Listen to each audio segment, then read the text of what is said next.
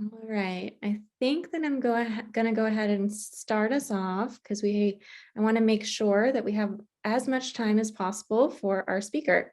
I'm gonna go ahead and put a link to live captioning here in the chat, if anyone would like to access that. And I'll put that in the chat in another minute or so too, if other people are joining. So like I was saying, good morning, happy Friday, welcome everybody. Thank you so much for taking the time to be here and join us for this webinar. Before we get started, I'll introduce myself. So my name is Dr. Christine Moody. I'm a licensed clinical psychologist by background, and I lead our post-secondary education and employment initiatives here at the UCLA Tarjan Center. The UCLA Tarjan Center is a federally designated center for excellence in developmental disabilities and your host for today's webinar. Support for this webinar comes from a contract with the California Community College Chancellor's Office to provide training and technical assistance to the community college system. That includes the DSPS offices, or Disabled Students Programs and Services, and college to career programs towards supporting equitable access, services, and opportunities for students with developmental disabilities. And this is part of our broader access initiatives, or advancing college capacity for equitable student success. That includes these webinars as well as a newsletter quarterly. Before we transition to the talk, a couple of logistical things to go over. We will be recording this webinar and it will be available for later viewing on our website. Throughout the webinar, all participants are muted, but we invite you to put questions in the Q&A. We'll try to get to as many as we can at the end of the presentation. For those of you that would like captioning, I'm going to put that live captioning link in the chat one more time. And now I'm going to introduce our webinar. So today's webinar, we will be learning about strategies to unlock the potential of all students, with a particular focus on those with intellectual disability and autism. The webinar will delve into cutting edge and effective methods for creating an inclusive learning environment that both engages students and embraces neurodiversity. We really hope that you'll be able to walk away with some concrete ideas about how you can incorporate universal design for learning and utilize emerging technologies, including AI, to remove obstacles and empower students to thrive. The webinar will be presented by Lori Cooney, who we're so excited to have with us. She serves as the Program Director of Inclusive Education and Curriculum Design at the Institute for Community Inclusion within UMass Boston. With over 25 years of extensive experience, Lori has been a driving force in the fields of universal design for learning, or UDL, inclusive education, learning plans, curriculum development, course design, and the intersection of technology and AI. Her expertise extends to college and career readiness, as well as effective assessment strategies, and her impact has been internationally recognized. She contributes greatly to the field through inclusive instructional design for the Education and Transition team at the Institute for Community Inclusion, Think College's National Coordinating Center for Transition to Post-Secondary Education Programs, or the TIPSIDs, and the Think College Network more broadly. Her dedication and accomplishments have earned her prestigious accolades, including a Mass UE Pathfinder Award, a Technology Humanist Award from Worcester Polytechnic Institute, WPI, and she is recognized as a Krista McAuliffe Teacher by the Challenger Learning Center at Framingham State University. Thank you so much for being here and sharing your knowledge and expertise. I'll be turning it over to Lori now. Thank you, Dr. Moody, and thank you to the Tarjan Center for inviting me, and for everybody that is spending their Friday morning with us. We are very grateful for you to be on board with us, and hopefully you'll leave with some takeaways today on different inclusive instructional practices to help students with and without disability. If you would like to see this presentation live on your screen, you can go to nearpod.com and enter in this code right here. I will actually put that in the chat. it makes it kind of easy, especially if anyone has a visual impairment or would like just to be able to participate when there's an option to do that. I actually love Nearpod. I've been using it since they started the program many years ago. So maybe you'll see the benefit of it. I don't know, but we'll see. So today I'll just go over the agenda. I'm going to just do a little brief introduction on inclusive design about myself. We'll be doing some accessibility, universal design for learning principles. I'll go over some of that with tools. You'll be leaving here with a lot of tools, and yes, you'll have the access to this session as a student run session after this program. So hopefully that will work. Yes, we will definitely make those available afterwards. And then I'm going to talk about AI, and not completely in that order. I have a little AI mixed in between, but it's important for us to all be aware of AI. I know ChatGPT is a big thing right now. There may be some questions that you have at the end. AI could take probably many, many hours to explain, but I'll do the best I can with the resources and the time that we have today. So first thing I want to do is just explain to you why I've kind of moved to more of an inclusive design principle where Kat Holmes, who used to be the Microsoft principal director of inclusive design, said that designing a diversity of ways for people to participate in an experience so they all have a sense of belonging in that space. And so what's nice about inclusive design is that you may have a student or you may not have a student that has disclosed their disability. And if we look around us, 1 in 4, almost over 26% of people in the United States has some sort of disability, and it impacts all of us.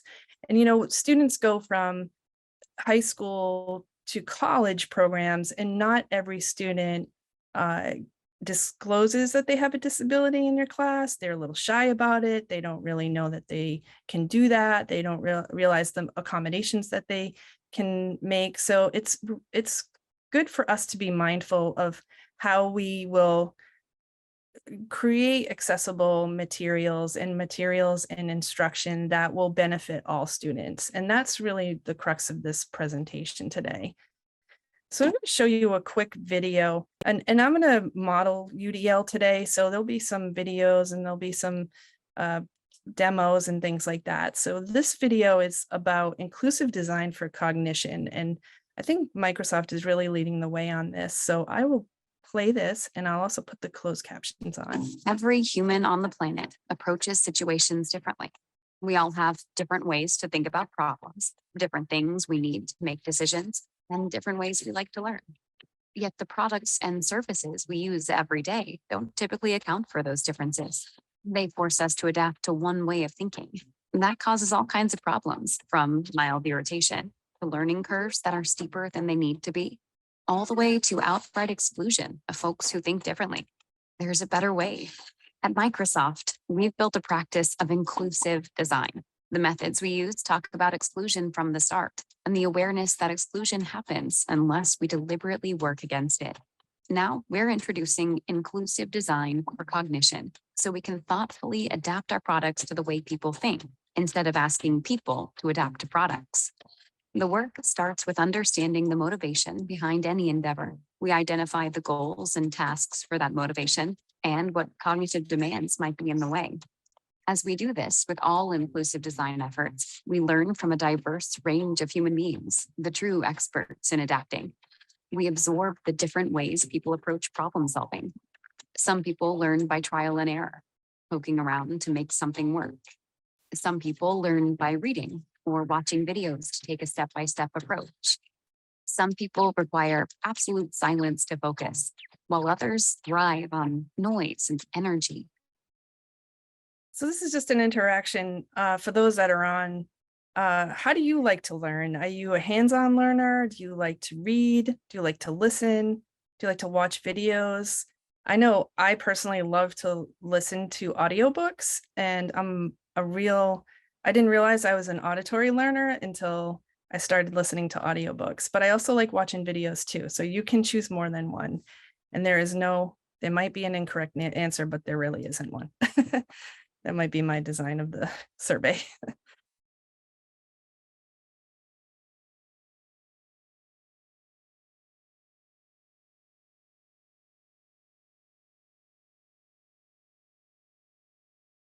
And for those of you that didn't join on here, you can feel free to, just write out what you're thinking, or if you want to do this later, you can put it in the chat. But it looks like 52%, 50%-ish, that keeps changing, are hands-on learners. So that's actually telling. So you have to think about whether or not when you're teaching, or when you're learning, or when you're helping students, or if you are a student, are you getting the hands-on learning that you need to learn? Are you watching videos that are helping you? Are things quiet? Somebody likes A, B, C, and D, reading, listening, watching videos, and hands-on. So it's very interesting. I think that it's 62% now with hands-on. We know the chat's disabled. I'm sorry about that. But that's okay. If you do Q&A, I can read that out loud. So Susan Goldsman is an inclusive design leader, and she said, inclusive design doesn't mean you're designing one thing for all people. You're designing so that everyone, no matter what disability or diversity, there's intersectionality, ESL, that they all can participate and that they all have a sense of belonging. And I will go over some of those things today with you. Inclusive design is a human-centered process. So that really helps us embrace diversity, equity, inclusion. The universal design, in my opinion, falls a little under that because it works for all people in all different scenarios. And then there's accessibility, which is a way to make an experience work for everybody, open to all people. So these three principles, along with technology and AI, artificial intelligence, are going to really help you grasp how you can make your instructional practices work for all of your students, I hope. So there are a lot of disclosed and undisclosed disabilities that you may not realize are in a classroom or in your college or university.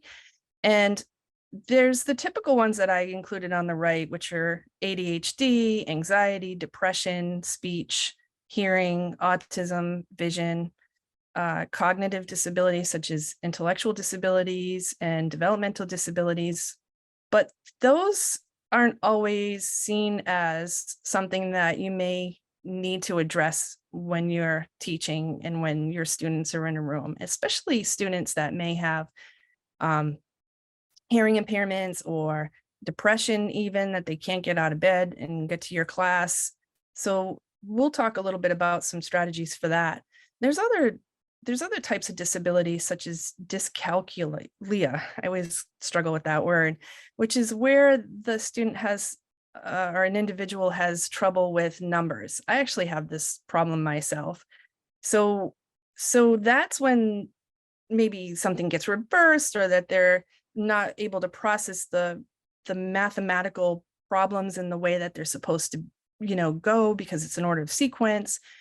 So dyscalculia can be really challenging for people and not always identified. Dysgraphia, I had a student with dysgraphia many years ago, and those students tend to have trouble writing legibly. So they have messy handwriting, they reverse things. Sometimes they'll need pictures, but they don't always, they struggle to put those concepts together. We have dyspraxia, and that's difficulty planning. So these are sort of your executive functioning kind of skills. They're not coordinated. They have difficult planning. It can mimic ADHD sometimes.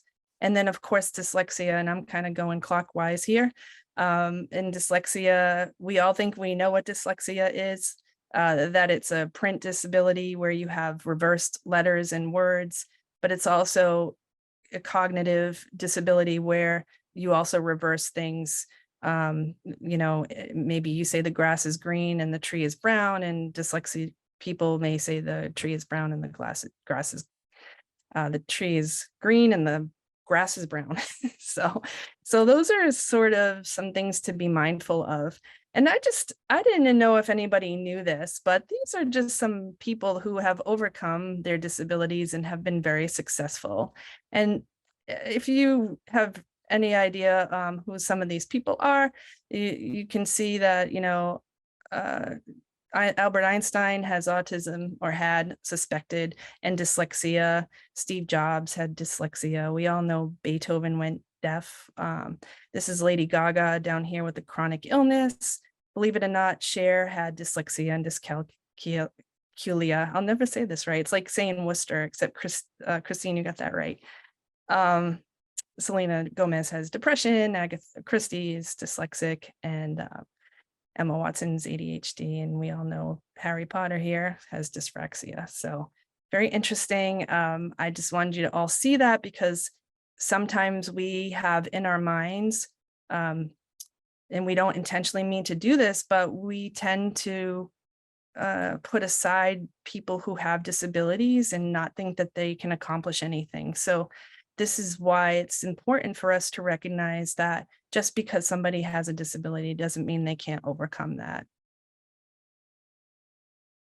So I'm going to just give you a little bit of an experience right now. I'm hoping this works with everybody. I want to see how many people are visually perceptive and what it's like to be visually perceptive. So just take a look at this, and I can't say let me know what you see, but if you want to just take a look and let me know if you see two people and a head in here.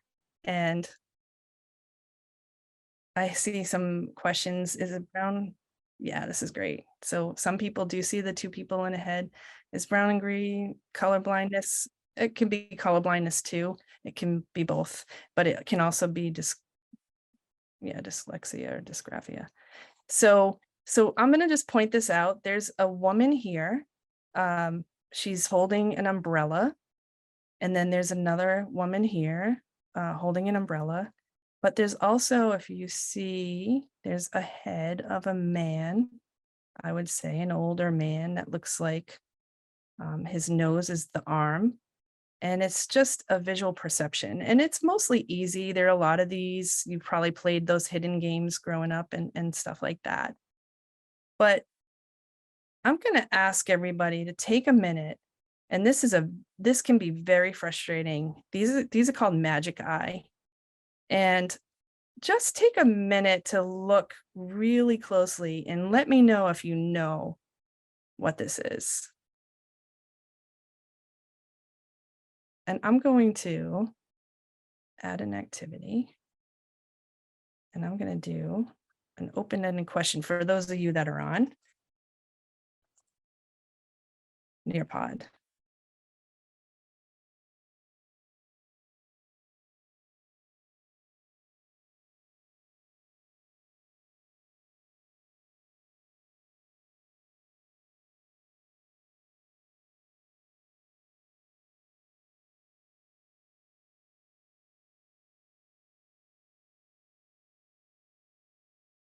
Oh, Bo has it.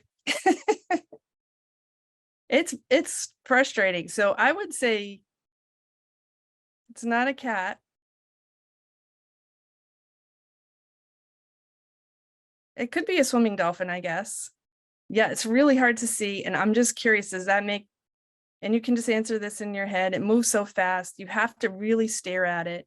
I'm going to end this little prompt activity. Let me just close that. And now I'm going to give you an audio prompt for it. Even though somebody got it right. You heard that. It's a picture of a shark. It's a picture of a shark. It's a picture of a shark. It's a picture of a shark. So I'm going to play that one more time. It's a picture of a shark. It's a picture of a shark. It's a picture of a shark. It's a picture of a shark. Obviously, I'm speaking very quickly here. So I'm going to tell you this right now. if I go into this next slide, and I can tell you what I was saying is it's a picture of a shark, and it's a shark moving, and Bo got that, and I think maybe one other person. They're hard to see, but for some of you, that might be very challenging that you weren't able to see it, or frustrating. For some of you, that may be very challenging or frustrating that you didn't hear it, or you weren't able to process it fast enough. And I'm just going to play this. It's a picture of a shark.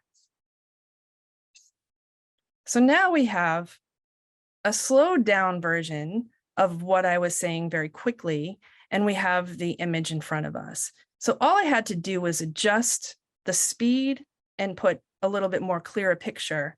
And everyone, I'm hoping, can see. If you can't see, I can describe the shark to you. Please let me know if you need accommodations for that.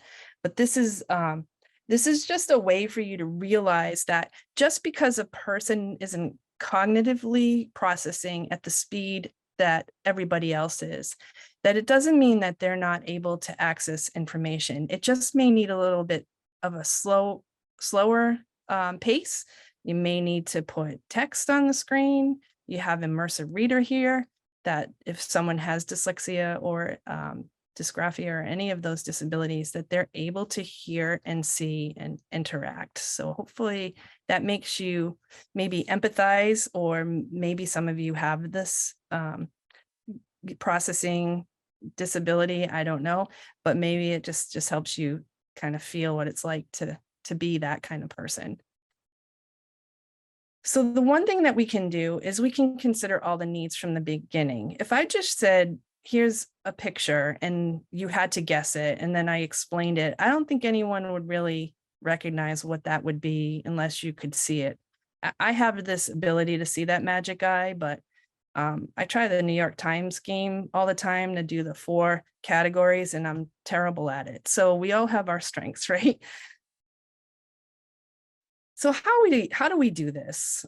You know, one of the ways is to really design for accessibility. If you keep that in mind ahead of time, you're going to meet the needs of all of your students, including and especially those with intellectual and developmental disabilities and autism.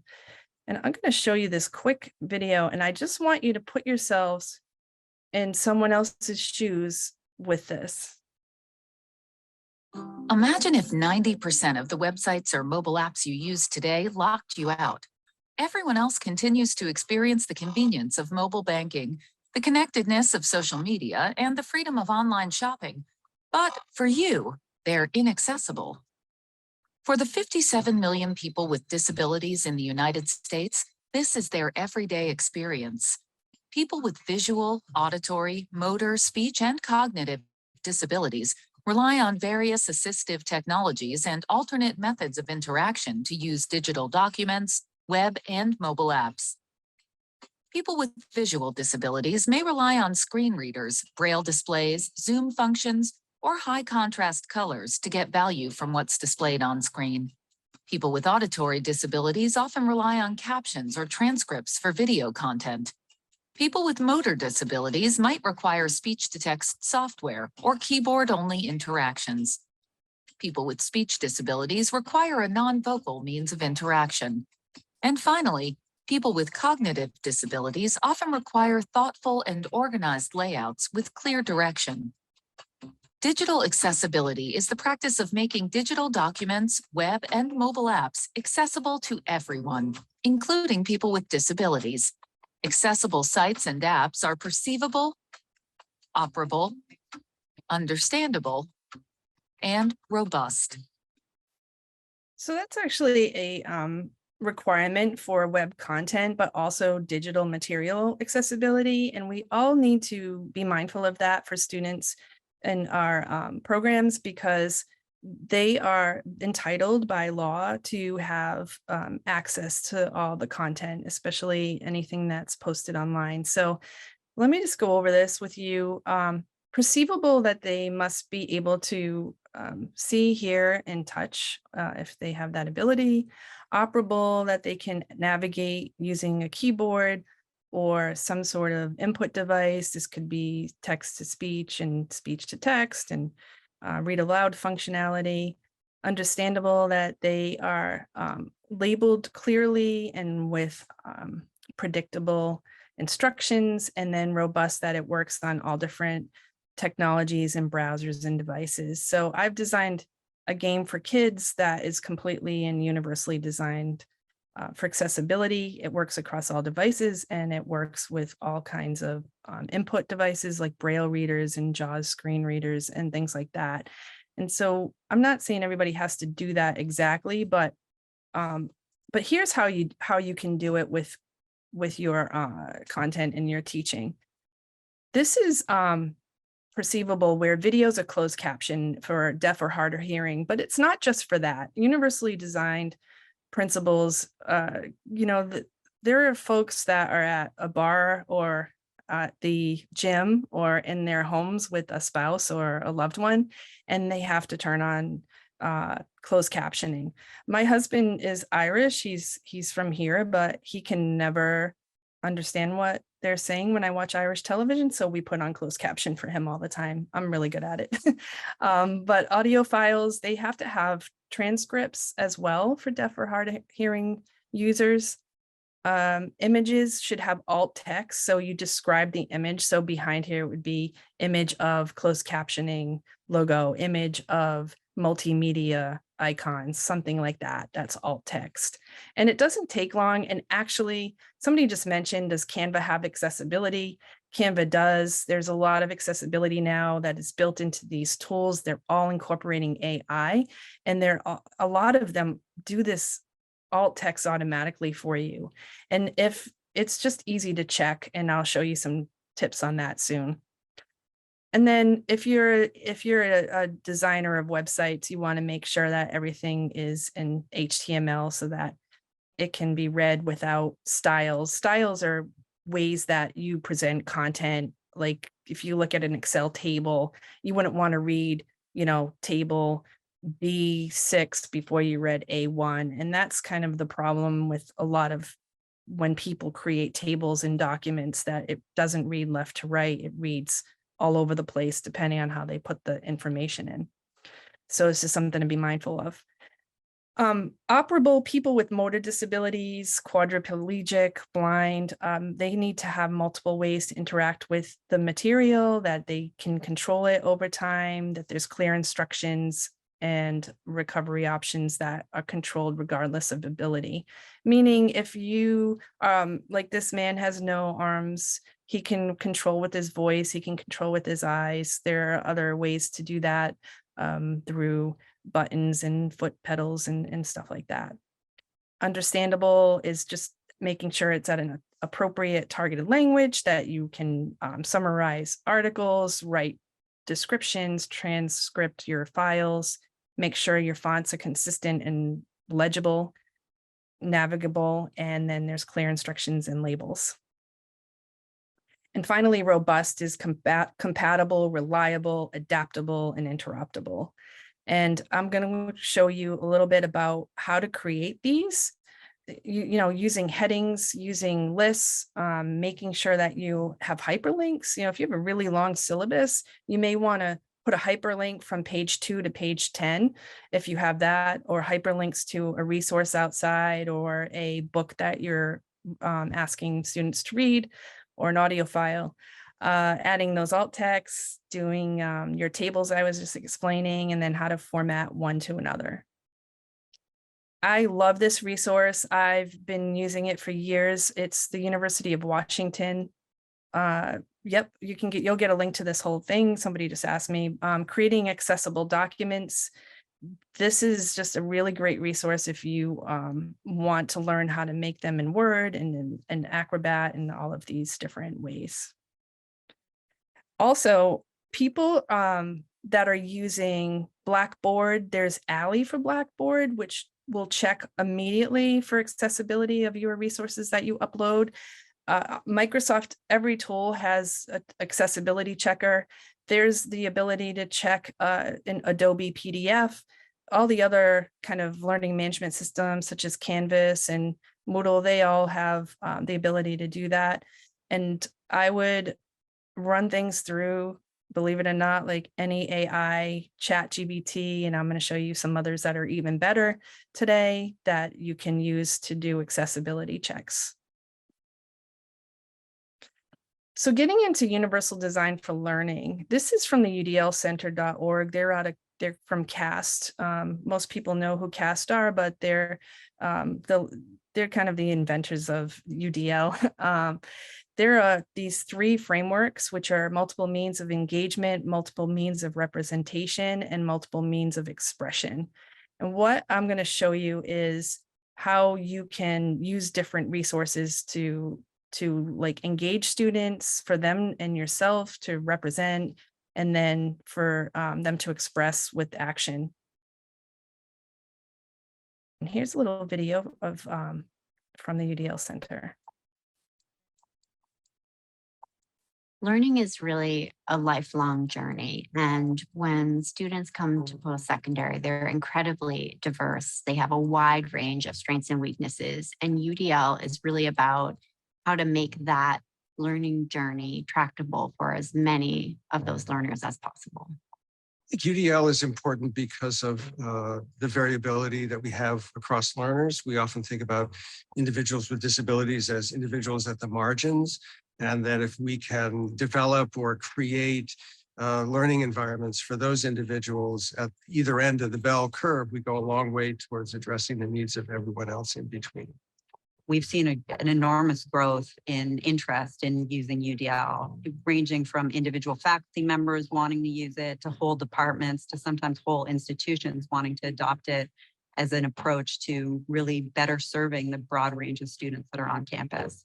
It is not about faculty being the experts or administrators being the experts, but the ethos of we're all in this together. In a UDL classroom, I felt like I wasn't, feeling bad because, I didn't participate like another student. I was more so looking at myself and trying to be my best learner. I think this has really made my learning deeper. It's different to me than lecture-based courses where I sort of hear information, think it's really interesting, but then end up forgetting it down the line. UDL is really critical for helping faculty feel like they can teach all students because it's about designing for all students from the outset. UDL is really about bringing flexibility and options into the environment by design so that students will have the resources that they need to make learning tractable in post-secondary environments. So I would encourage you to take a look at the CAST udloncampus.cast.org. I have to share that I created this image of students in a classroom using Microsoft's new Copilot. Oh, I just love this thing. I think you might like it too. You can create any image, but it also does so many other things. And it's powered by Dolly, which was actually on Good Morning America, one of those CBS Sunday morning news. Dolly is now it's not open right now and available, but it is the AI to create images. So if you got in early, you would have that opportunity. Otherwise, if you just use Copilot, it's built in, which is kind of cool. And so is ChatGPT 4.0, which is what people are paying for. So the whole point of this is that UDL on campus is a great resource for faculty and teachers. Let's talk about multiple means of representation, just offering content in a variety of formats. So we talked about accessibility. This is the way to accommodate those learning preferences, the ones that we talked about earlier, those hands-on things, creating those materials for your courses, making sure and ensuring things are using multimedia to enhance that accessibility, and you have the right headings, especially when you're doing a syllabus template, and other ways to do it, just some bullet points, guided notes. I'm going to show you how to do this. Multimedia, audio, video, images, plain language, which is a really great way to take like heavy language and make it more simple.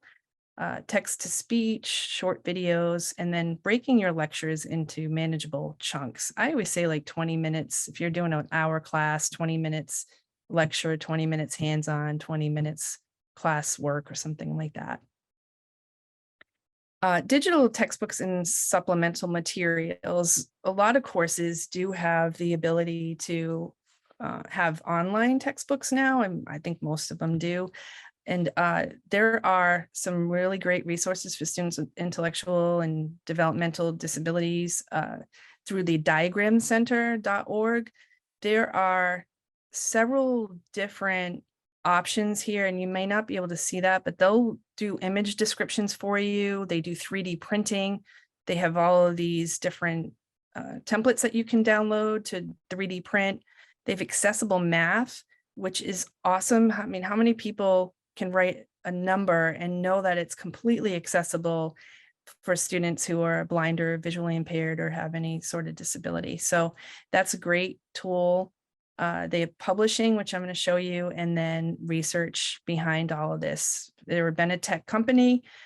Some of you may or may not have heard of Bookshare, but if you have anybody in your life, including yourself, that have a print or disability, and that includes dyslexia, blindness, CP, any reading barrier at all, this is completely free. And they have 1,000,025 titles in there, and everything will be read out loud to them. And it has an immersive reader built in as well. And it's completely free. So I would absolutely encourage you to work with your disability office or your students to get access to this Bookshare. So I normally talk about a product called Speechify, which I really like. It does some amazing things. Speechify just put AI in it, and they translate lots of languages.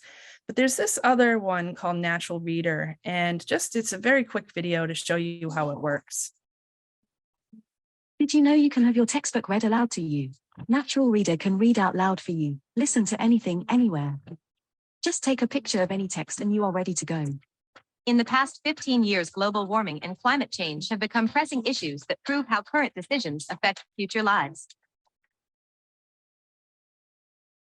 Or upload any online document, textbook, or notes. Save time, be more productive, and unlock the freedom to listen on the go with Natural Reader. Dyslexia is a neurological disorder of genetic origin that affects reading. Importantly, the scholar performance of the dyslexic students depends on several aspects.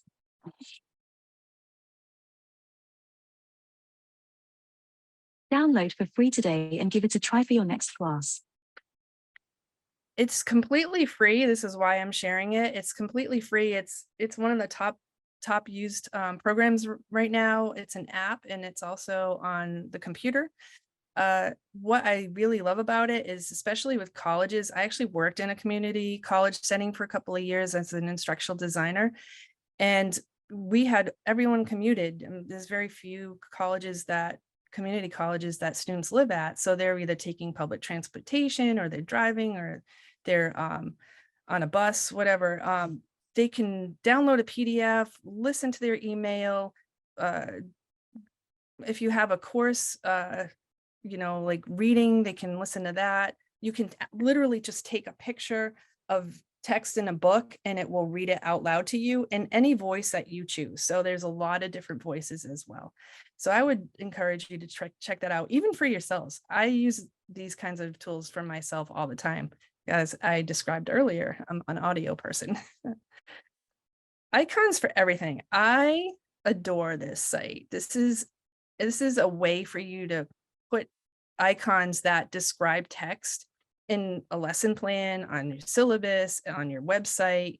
If you go and you click on this, the Noun Project, and maybe some of you have heard of it, maybe you haven't, but I can do a search for accessibility. Whoops.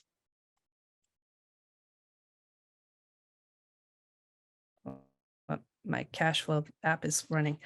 And you can see there's a whole bunch of different icons that I can download and use for completely for free. And especially in education, we can use these things for free.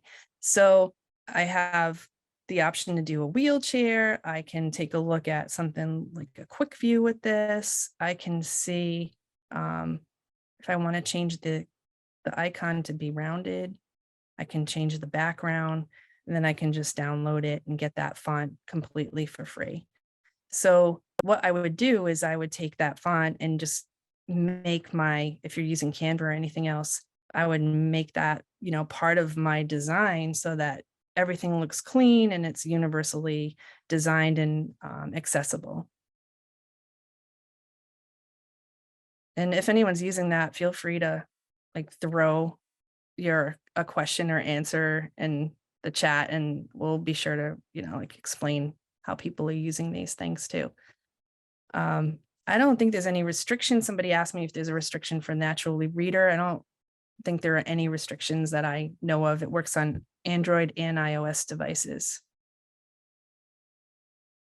So course content, student participation and expression.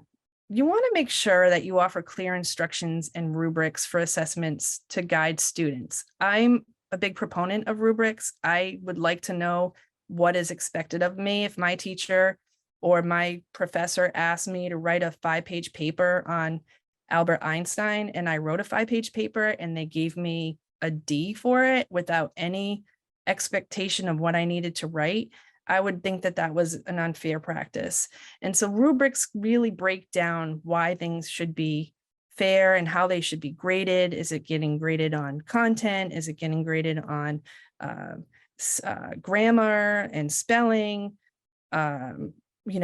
Resources, those kinds of things. I'm sure a lot of you do this, but rubrics are just really important, and I will push them for the rest of my life.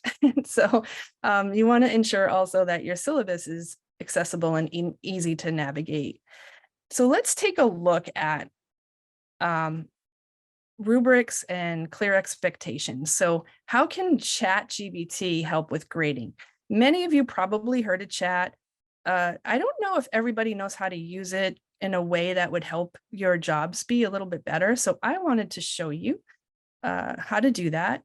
There's also the ability to do rubrics in your Blackboard course, your Canvas course, and then this iRubric I've been using since I'm going to really age myself, probably like 2005 when my son was born. And what this does is it's like hundreds of thousands of rubrics that are all levels, all different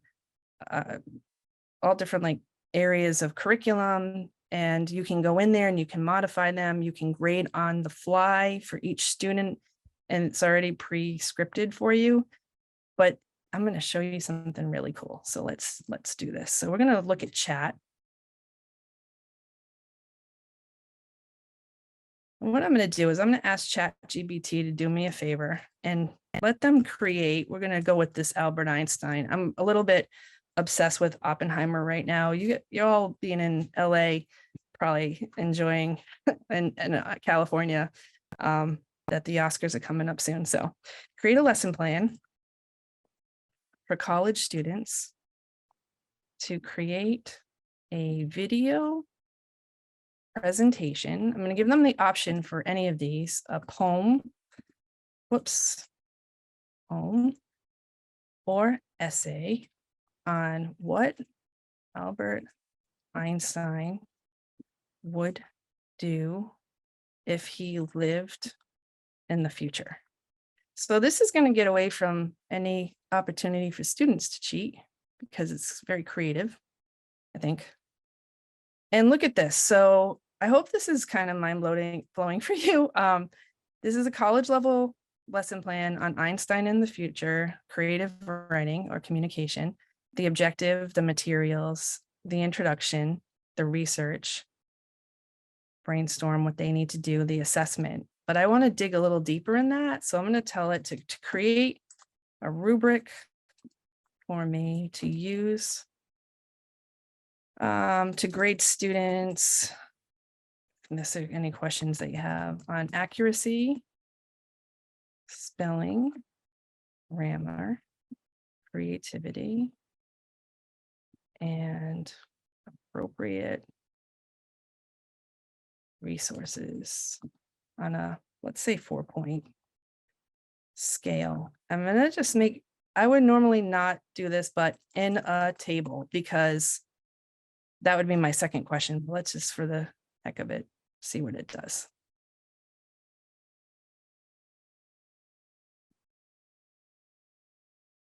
Let me blow that up for you. So we have the criteria of excellent, the accuracy, it's detailed, well supported by evidence, spelling, no errors, few errors, some errors, numerous. Grammar, you can see, creativity, and then the use of resources. So a variety of appropriate resources. I could dig down and be like, I'd like them to use at least 5 resources. Can you make that adjustment? Now, you're going to go in and tweak this a little bit. Let's see what it does. At least 5 resources. So you can see how that works. It's pretty neat. I'm going to do one more thing.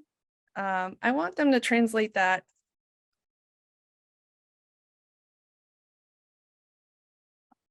Let's do Spanish.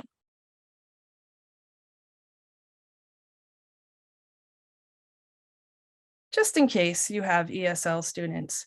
Now, is it perfecto? No say, but it's worth looking at. You might have a student review it for you to make sure it's accurate, but you can see the power of, I hope you see the power of ChatGPT right now. A few of you are making comments, so I think it's really, really neat.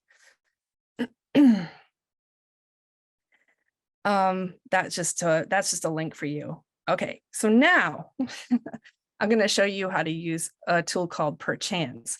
This is a secret tool I found that now you all know. Perchance.org. Oh, good. Thank you for, somebody said the Spanish is acceptable, so I appreciate that. I could probably do Chinese and all different languages as well, Japanese. So Perchance resources. I'm going to do, let me just see.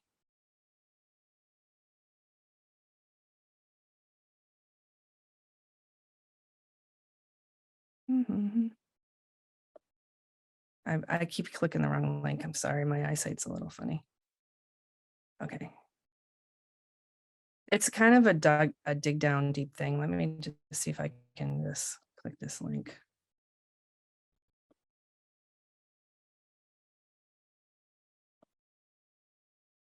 Okay, so you have to use that link because even I have trouble finding it.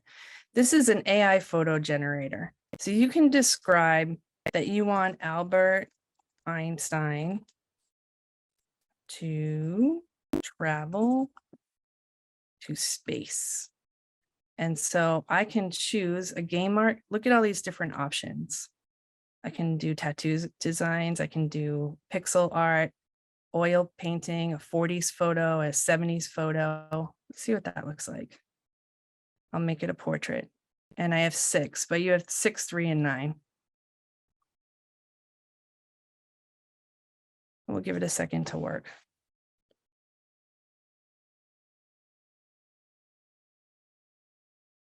Okay, so if we were writing about Einstein in the 70s, traveling to space, I think this is pretty good. Maybe he looks like he's in jail here, so maybe this one's a little better. I can ask them to do a square. I can change it to a digital painting.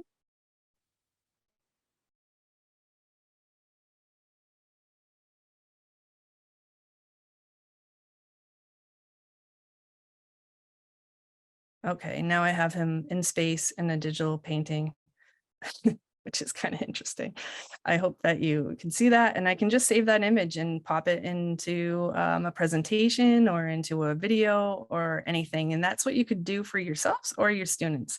I love this one. I did a game art icon, but I think you get the point with that one. So I just wanted to share that. I don't know how many of you are doing hybrid teaching, but I think hybrid teaching, we came out of COVID and we were doing, this anyway. We were teaching online and using Zoom and Google Meet and all these different things. But hybrid teaching is really effective with students who may not have transportation, that they might have some social anxieties. If you can do some of this, maybe one day a week, I think that you could blend your teaching and learning, and that the students can still participate in a hybrid way. So I have a couple of tips for this. Just make sure that it's accessible. Turn on closed caption, send them the materials ahead of time. Make sure that you have maybe some polls and things like that. But I like this one with Zoom, and we're doing this now. Make sure you speak slowly. Spotlight ASL interpreter, read aloud chat. This new feature in Zoom is wild. It's called the summary feature for notes.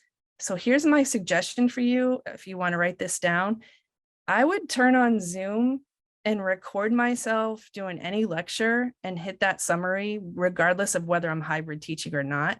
Those summary notes are amazing, and you could share that with your classroom. So if you have a lecture that you do all the time, or you have something going on that you need to record, just turn on Zoom and create this summary feature, and you'll have some really great notes for that. So there's my tip of the day. Well, many, but that's one I love. Multiple means of engagement, gamification, simulations, there's a lot of those. There's even more coming on board.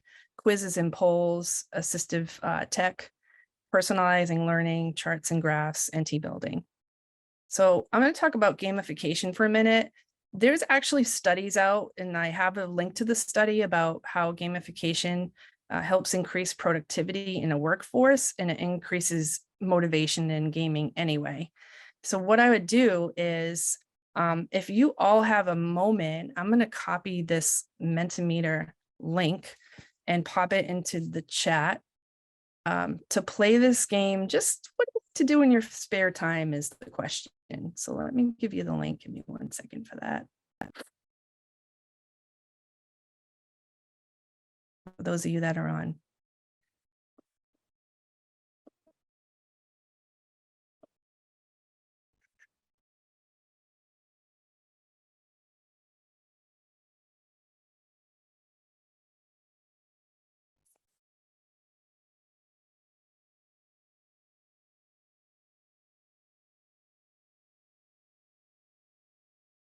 See if that one works.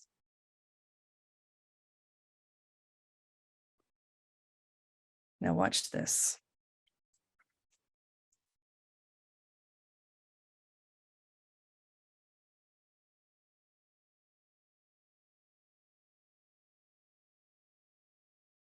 What a great way to do formative assessment, or having students just do an icebreaker with each other, or you can ask them to watch something and type in their top things. This is a word cloud example. I think it's neat. I play video games too, so love them. Been playing all my life. I also play guitar and read. I do a lot of things. Cuddle with your dog. How cute. Shopping, gardening. Yeah, we all have these great things that keep us happy and, thriving in our lives. So, Lori, yeah. I can't see the word cloud. I don't know if we're supposed to be able to see it. Oh, you can see it. Hold on a minute. Let me see if I can. How about now? Yes, perfect. Okay. Thank you. Sorry, I popped it up into a different screen. So thank you for letting me know. So you can see kind of what everyone's put into that. So it's just a fun activity, but also great. You can change the way that looks to be all sorts of options. And Mentimeter is completely free, and you can do it with hundreds of students. I think it's unlimited amounts of people. If you're teaching or doing anything like that, you can certainly use Mentimeter. And there's my accent. I always call it out, but yeah, I'm from the Boston area, so.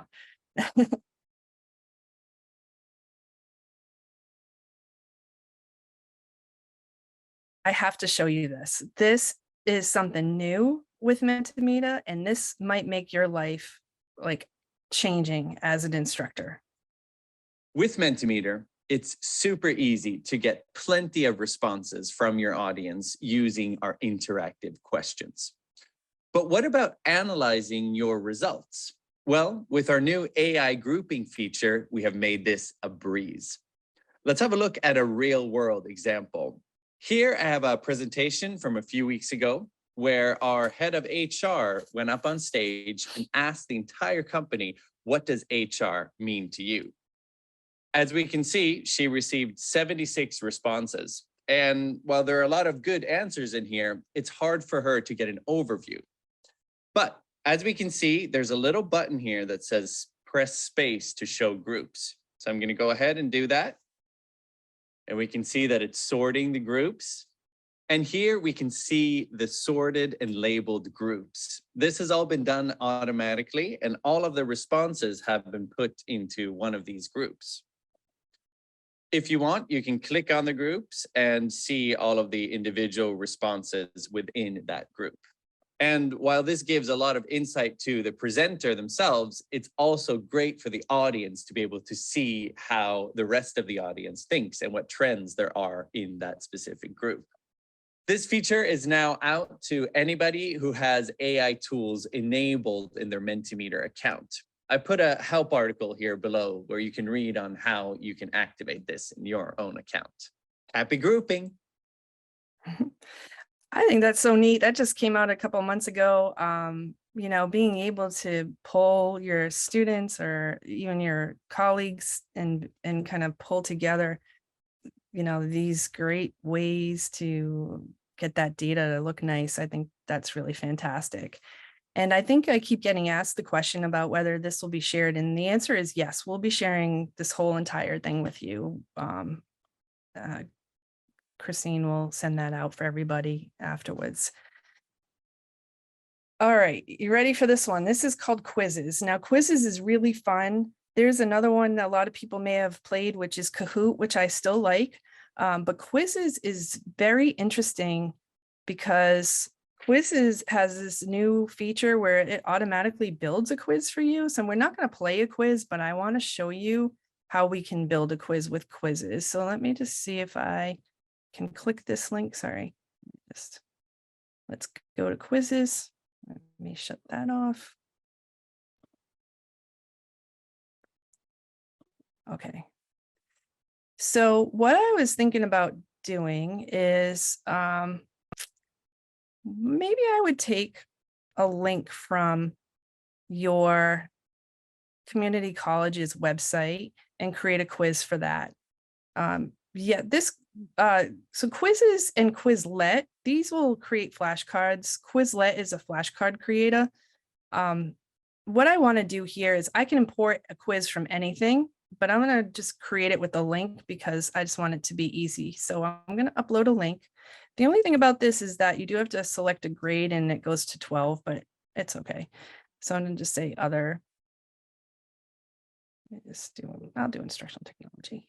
And then what I do is it will take why attend California community colleges, and then it will look at that web page, which let me show you what it looks like if you haven't seen it.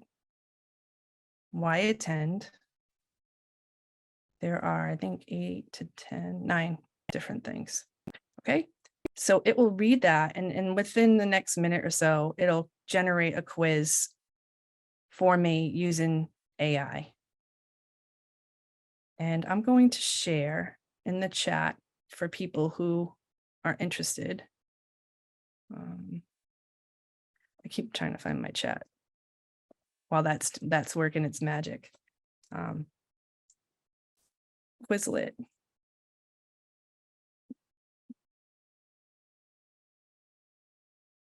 You know what else is a great flashcard creator is ChatGPT.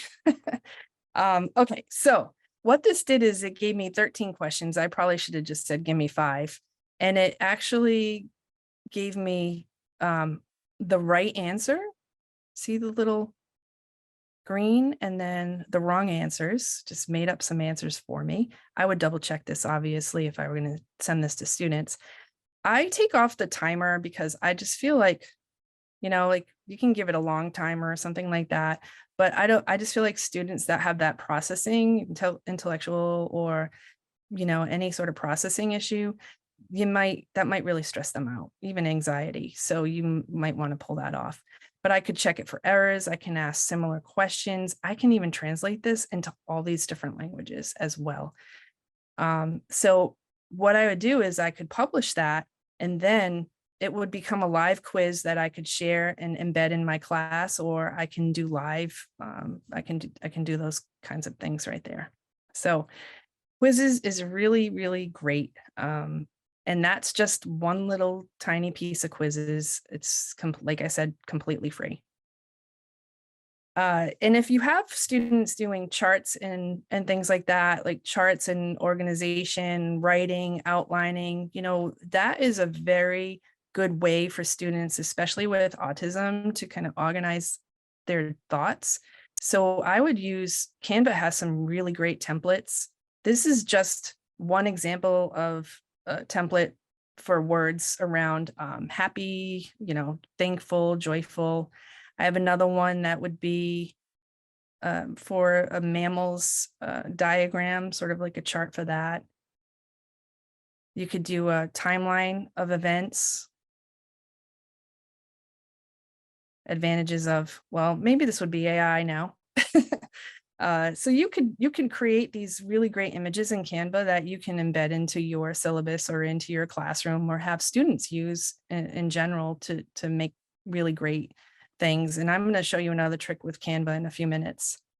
If anyone has used Padlet, it's a wonderful tool for, this is person-centered planning. So you can learn a little bit about me. I live on the Cape in Massachusetts. I design inclusive playgrounds on the side. I love clams. I listen to this. I'm an Outlander nut. That's probably a lot of detail about me, but you can create that with Padlet, but you can also use it as a board for uploading resources, videos, images, having a topic that you're discussing in a group or in a classroom. Maybe you have students that are nonverbal that may not want to participate. You can put a Padlet together very, very quickly and have the students all respond in the Padlet. So it's really a great way. And I just want everyone to know that I have another Outlander fan on here. So, so it's kind of neat. But if you've used Padlet, you know how great it is. I have another resource that I didn't share. I'm just going to tell you. It's called Trello, which is really another kind of wonderful way to organize content and materials and get people to be engaged. So for videos, I love Animoto. Animoto it's free. You can have students create a book report, or, I mean, that sounds a little bit young, but you can have them do a video on Albert Einstein traveling to space, and you can just download the images, write some copy, pop it into Animoto, and boom, you'll have a video. And so just because it's easy doesn't mean that it's not meaningful. So that's a way to do it. I've done these even just personally for people, for birthdays, for all sorts of different instructional videos and things like that. So Animoto. And now there's this new thing called AI in video, which is also free and really, really great. And I don't have an example. I had made an example for you, but I couldn't embed it into my Nearpod. It was just too big. But if you play with it, all you have to do is describe what you want your video to be, how long you want it to be, and it will create an entire video for you. And in like probably 3 to 5 minutes at the most. So yeah, these are both free tools. This Animoto and this InVideo they're both free.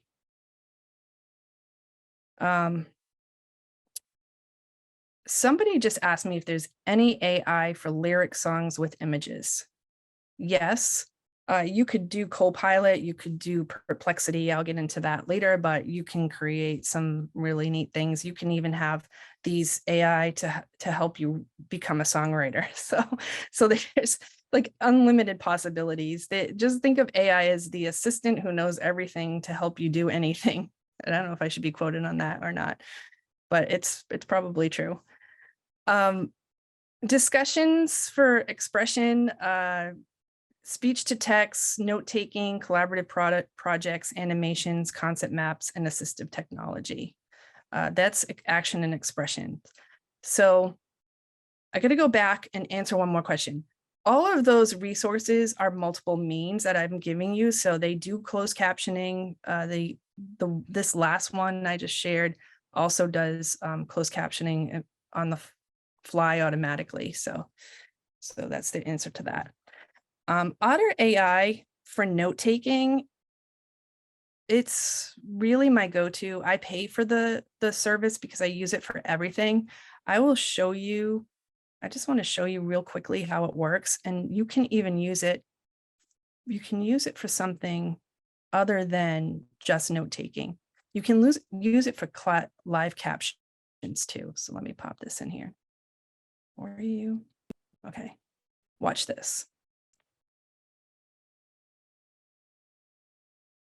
Hi, my name is Lori Cooney. I live on Cape Cod. It always spells my name wrong, but that's okay.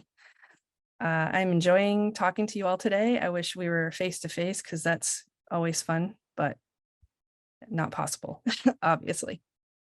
So, pause.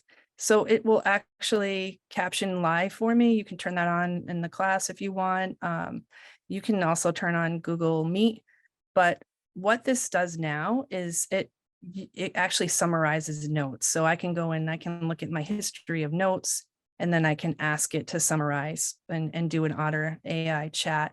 And so that's about 600 minutes for free, which seems to be a good amount for regular users. If you're using this, every single day, then you may want to purchase the advanced one. There are some new ones that just have come out and I'm learning them, like Fireflies. I don't have enough expertise yet with the AI ones to share, but this is AI. And we've been using AI. I mean, Alexa and Siri are AI, so that's just an option. Guided notes. I don't know if anybody uses this, but this is, again, another strategy for students with intellectual and developmental disabilities, autism, ADHD, pain and attention, anxiety, like all of those disabilities I mentioned. And these are just pre-lecture notes with essential information that have missing words. And what you do is you omit the words so that while you're lecturing, they fill in the words for you. And you can do this in Word, PowerPoint, Keynote, if you use that still, Google, but you can use chat to do this. And you can also do this with something what I love is called Rewordify. Now, this isn't the prettiest website in the world. Hold on, let me show you. And I'm going to answer more questions at the end. But what I would do is, I'm just going to tell you it's not pretty. It's very basic, but it's very powerful and it's completely free. So I can enter in English text and I'm just going to pull in what a salary surfer makes. I'm just grabbing the only text I have available. Okay, and I paste that. And when I click rewordify text, it actually will rewordify what these words mean. Like I can see stats of the reading score. So you can actually, if you're trying to meet a reading level for somebody, you can pop the text in here and it will help you with that. It will help you identify different parts of speech. So nouns, pronouns, verbs, if you any ESL. But what I really love is when you go into print activities, you have the opportunity, and this goes back to somebody asking, about creating word banks and flashcards. You can do that here. But I love this close activity, CLOZE. If I hit print, it actually turns it into a guided note for me immediately. And it gives me a table on top of what the word bank is. So the medium surfer can be viewed at blank. And so you can cross those off and use Rewordify for that. Again, you can pop your text into chat and ask it to do guided notes, but definitely check this out if you haven't already used it. It really helps students to just have access to the information. And we're getting close to time, right? So let me show you Google Notebook. I'm not going to really get into this, but it's brand new. It's an AI notebook tool. You can collaborate on it. I gave you an example. If you are doing a note, so AI tools can empower students with disabilities, and I can just start typing and it will create notes for me, and we can all collaborate and create notes together. You can add sources. So say if you're teaching something on biology, you can add different biology sources and then create notes in this new notebook. So it's really, really neat. Mindomo is a mind mapping tool. That's really another way to collaborate and have students work on projects together. So I would totally check that out. Canva Magic Studio is this new way of creating content. And what I'm going to do, we're going to look at it. I don't have an activity for you, but we're going to take a look at Canva Magic Studio right now, and I'm going to show you something neat.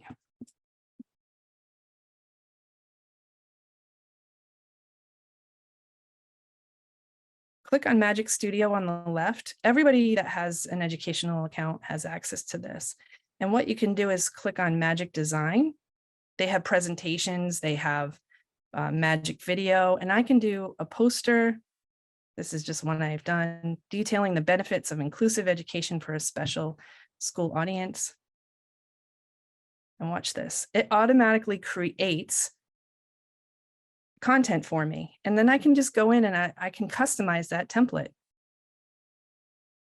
And then on top of that, it even has summarize, like a magic write in there that you can summarize, rewrite, change it to be more formal, give it some spelling changes. And you can even, like just download this and share it. So you can make some really nice looking templates and syllabus in here as well. But you can also do, let me show you real fast.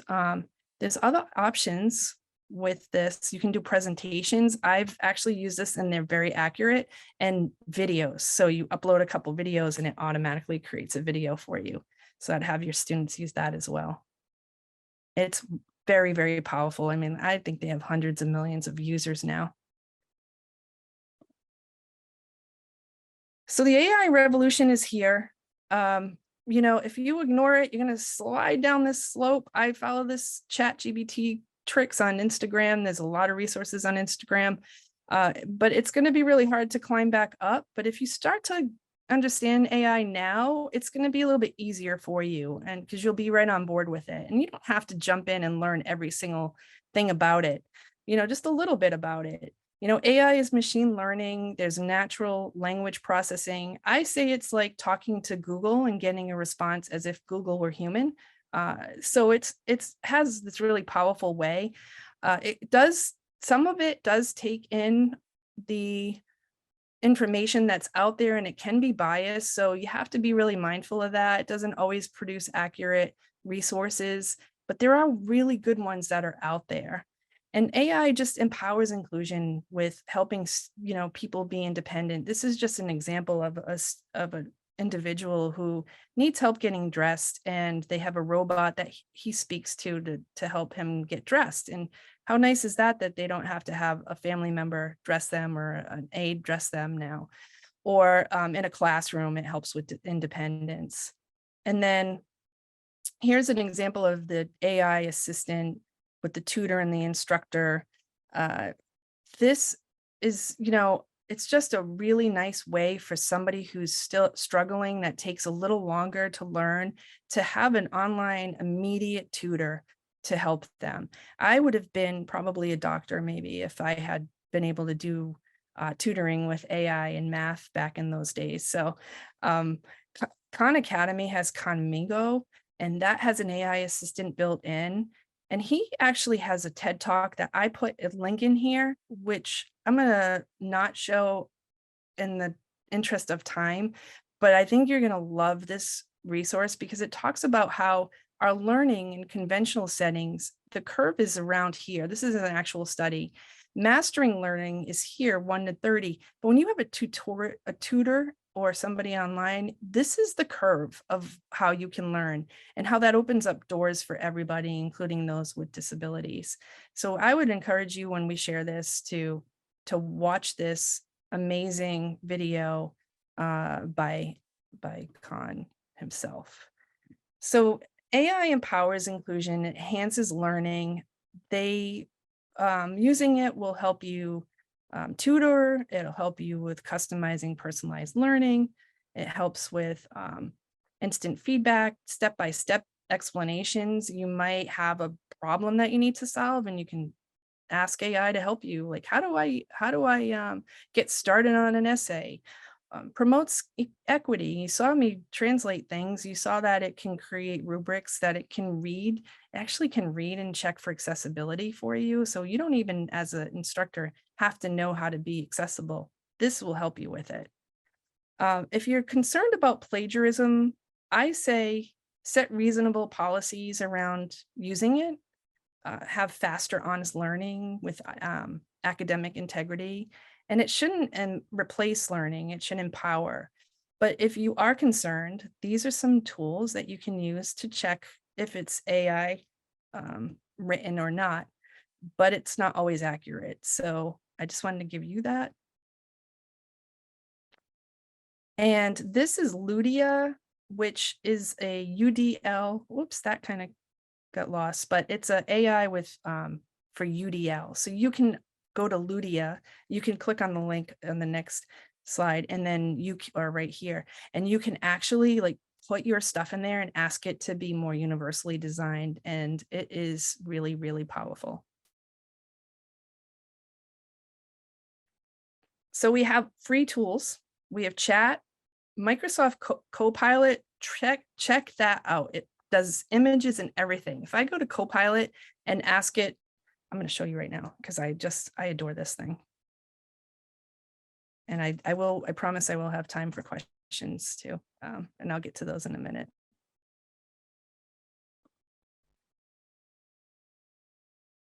Not Mentimeter, sorry. So Copilot, watch this. I created a birthday card for someone. Create a birthday card of someone on a boat saying happy birthday, Lori. So remember I told you earlier about this being powered by DALL-E 3. It literally will create that. In seconds. And then see how it automatically gives me prompts. And so I can go in here and kind of, oh, include a little birthday cake once it gives me one, or add some seagulls in the background.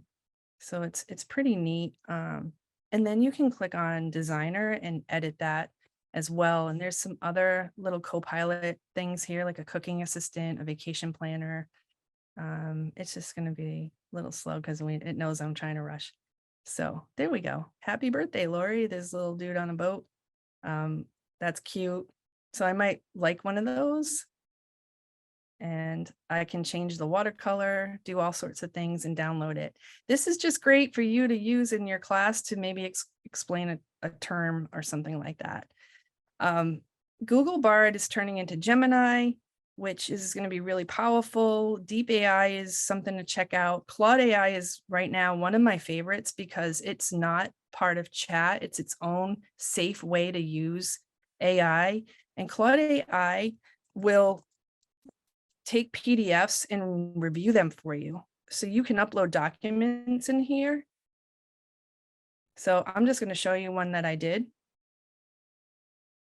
I uploaded a syllabus, a university course syllabus that I found online, and I asked how I can make it more inclusive. And it literally just spit out, here's how to make it. Add diversity statement, include languages such as first year student, freshman, So you can upload all of those up to your Claude, and Claude will answer for you. Just so you know, like if I want to put it in plain language, you can add that and it will tell you how to do that. Sometimes though, if I say, write an outline of my syllabus, it may tell you that it's busy. Just hit this sign again because it's free. They do have a paid for version, but you can see here's an outline for the course syllabus. I just like, you take that and you put that into, I don't know, Canva, and you've got a beautiful syllabus. That's a whole lesson on another day, right? So that's Claude AI and Perplexity. If you're doing any research, Perplexity is the way to go. Let me show you that because we're almost done anyway. So I asked this to review the application for new awards, and it will give me a review, and then what age group. I asked a few questions. I can go in and do a new thread, and I can say outline a syllabus for an intro to writing class for me, and then it just does it.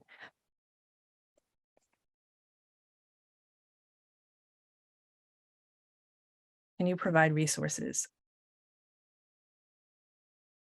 And there are some amazing things. You can search the images, you can search videos, you can generate links, generate images that you can put into your syllabus. So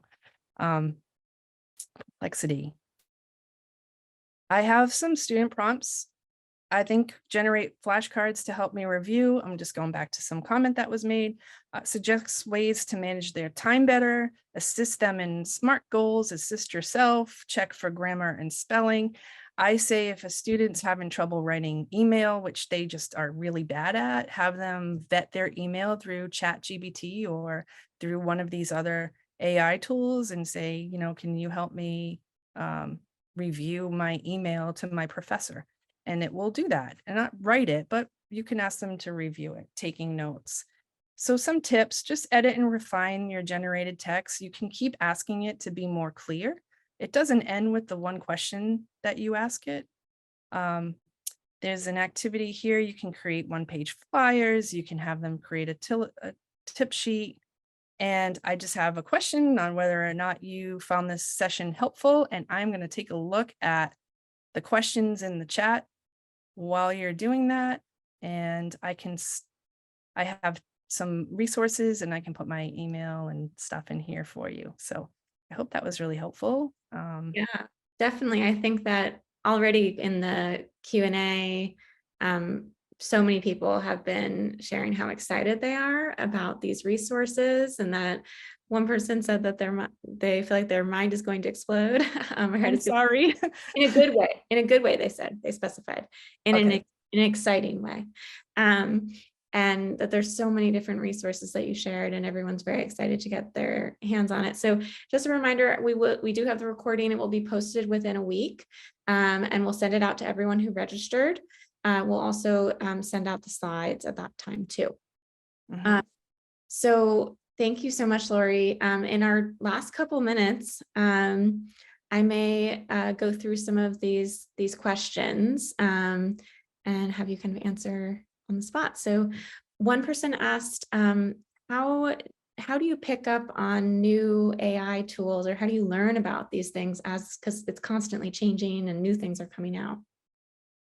It's a lot. I actually have in here some resources, popular AI tools. I follow a couple of good people on Instagram. I'm part of I've been to some workshops with AI with the Federal Department of Ed, and it's just like a passion of mine. I was the same way with Web 2.0 tools, and I just kind of vet them for people, but just making life easier. And yeah, I mean, that's really just how I do that. If I need something, I just try to find a solution to it, and then I teach it. And teaching is how you learn a lot, right? Absolutely. And I think the idea of also following potentially things on social media that might give you hints into different new technologies.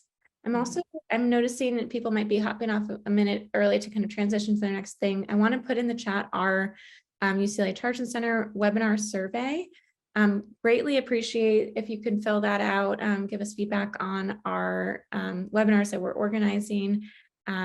It's really, really important to kind of help us, enable us to continue to host these types of webinars, to have data to show that they're helpful and that people are attending. So please take a moment. I put that link in the chat. You'll also be emailed a link to the survey. All right, so going back to some of the questions, do you know of any resources, free resources that can caption pre-recorded videos? So if there's a video that doesn't have the closed captioning available, is there a way to easily add that on?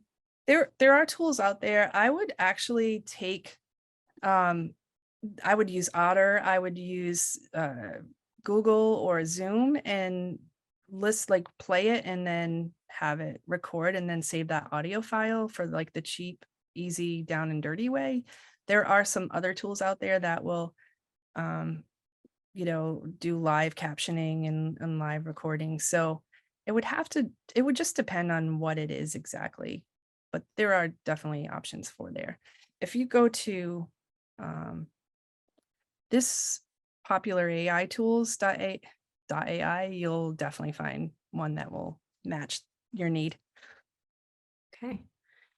And then I really appreciated that the demonstration with the magic eye and the sped up speech around, you know, that just because someone isn't processing the information at that speed, that doesn't mean that they're not capable of being able to process. I'm wondering if you have any considerations or tips for faculty or other instructors to kind of consider ways to, you know, incorporate, you know, or include individuals who have those different processing speeds in their classroom. So how can they adjust instruction? Yeah, I would say that if you definitely slow things down, put things online so that they can have it ahead of time, make sure that you're providing notes for everybody, you know, take the recordings and put them in your space, that your classroom space, if you have one, and allow them to record themselves, even using an iPhone or an Android to record. They can slow that down as well. So being able to just be open-minded to the fact that other students in your class may or may not need those tools, I would definitely, you know, just think about, you know, trying one of those options. And the same with videos. You can slow videos down, you can speed them up. You know, it's the same when you listen to an audiobook. You can really, some of us just process slower. I slow it down a little bit, but some people might speed it up. So just giving them those tips and throw it on your syllabus. Like, here's some tips on how to, you know, learn a little bit better, maybe. Yeah, and also tips for kind of like customizing your own learning or your own way that you engage in those with the tools that are provided. And I love the idea of I mean, a lot of people have been putting in the Q&A, just that there's so much information. And I feel like I learned so much too. So I just wanted to again say thank you so much, Lori, for your time. My pleasure. And again, I'm going to put that link to the survey in the chat for everyone before everyone hops off. But again, we will send out the recording and the slides. We so appreciate everyone coming and being here on a Friday.